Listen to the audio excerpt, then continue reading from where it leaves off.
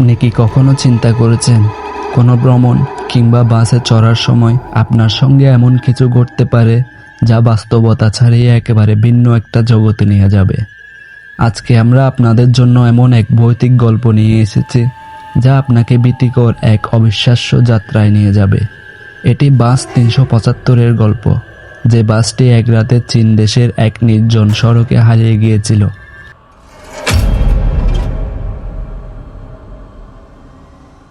এই ঘটনা যতটা সত্যি ততটাই মিথ্যে, কারণ এটি একটি জনপ্রিয় ঘটনা, কিন্তু এর সত্যতা এখন তেমন স্বীকৃতি পায়নি। তবে একটা কথা সত্য, যাহা রটে তাহা একটু হলেও ঘটে। চীন 2004, একটি সাধারণ রাত। সবকিছু ছিল নীরব। রাতের নির্জনতায় যখন পৃথিবী ঘুমিয়েছিল, তখন বাস 375 একদম নির্জন রাস্তায় চলছিল। বাসটি ছিল পুরনো, সায়ানো রঙের, এবং কখনো কখনো তার সিলিংয়ে একে একে টুকরো টুকরো শূন্যতা দেখা যেত।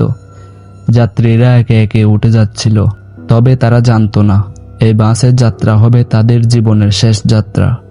বাসটির ভেতর ছিল এমন কিছু অদ্ভুত অশরীরী শক্তি যা একে একে তাদের কাছে চলে আসবে। অন্ধকারে শীতল বাতাস বইছিল, আর সেখান থেকে এক ধরনের আতঙ্কের অনুভূতি বয়ে যাচ্ছিল। বাসে ওঠা যাত্রীদের মধ্যে কিছু ছিল চেনা মুখ, কিছু ছিল অচেনা। তবে তাদের সবার চোখে একটা অস্বাভাবিক ভয় ছিল, যেন তারা বুঝতে পারছিল কিছু একটা ঠিকঠাক নয়।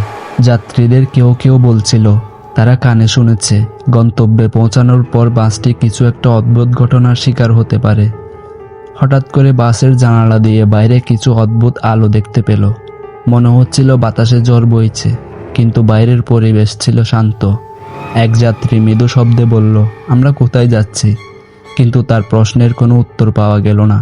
তখনই বাসের মধ্যে অদ্ভুত গন্ধ ছড়িয়ে পড়ে, এক ধরনের পুরনো কফির গন্ধ, যা কেউ আগে কখনো অনুভব করেনি। এই মুহূর্তে বাসের ভেতর জটিলতা আরো বাড়তে শুরু করলো। একজন যাত্রী চুপচাপ বলল, তোমরা জানো না এই রাস্তা? এখানে অনেক লোক হারিয়ে গেছে। বাসটি যে পথে চলছিল সেখানে এক সময়ে রাস্তাটি অন্ধকার হয়ে যায়।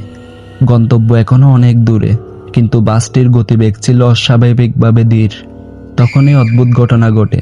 বাসের সামনে রাস্তায় একটা মন্দিরের ছায়া ভেসে ওঠে। এক রহস্যময় যুবক বাসের কাছে এসে দাঁড়ায়। তার চোখে শূন্যতা, মুখে এক অদ্ভুত হাসি। তার শরীরে ছড়িয়ে পড়ছিল অদৃশ্য শক্তি। হঠাৎ বাসের বাতি চলে যায়। একের পর এক যাত্রীদের চোখে আতঙ্কের ছায়া দেখা যায়।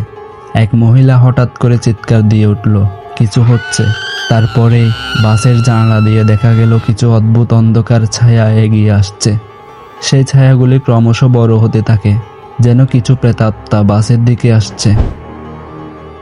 বাসের ভেতর সমস্ত কিছু অন্ধকার হয়ে যায়। এক একটি যাত্রী একে একে অদৃশ্য হয়ে যায়। কেউ কেউ কাঁদছিল, কেউ স্বীকার করছিল বাসটি কোনোভাবেই এগোচ্ছিল না। ভিতরের পরিবেশ, চাপ, শ্বাস প্রশ্বাসে কষ্ট, যেন একটা বিপদ অপেক্ষা করছে। সেই মুহূর্তে বাসে সবকিছু থমকে যায়। কেউ আর চুপ করে থাকতে পারে না। তাদের অদৃশ্য ভয় আসতে শুরু করে। কোনো সাড়া পাওয়া যায় না, শুধুই ঘোর অন্ধকার আর অদ্ভুত শব্দ। সবচেয়ে ভয়ের বিষয় ছিল যাত্রীদের মধ্যে কেউ বলে উঠতে পারছিল না এটা কি ঘটছে। মনে হচ্ছিল তারা কেউ এই বাসে জীবিত অবস্থায় আর পৌঁছাবে না। সেই রাতে বাস 375 থেকে আর কোনো সাড়া পাওয়া যায়নি। বাসটি একটি অজানা পথে হারিয়ে গিয়েছিল।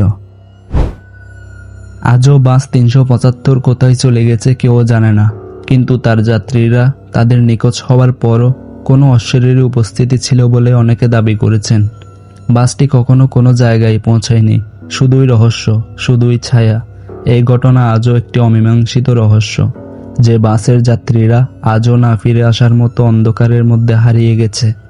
এটা কি সত্যি ছিল নাকি আমাদের কল্পনার এক অংশ?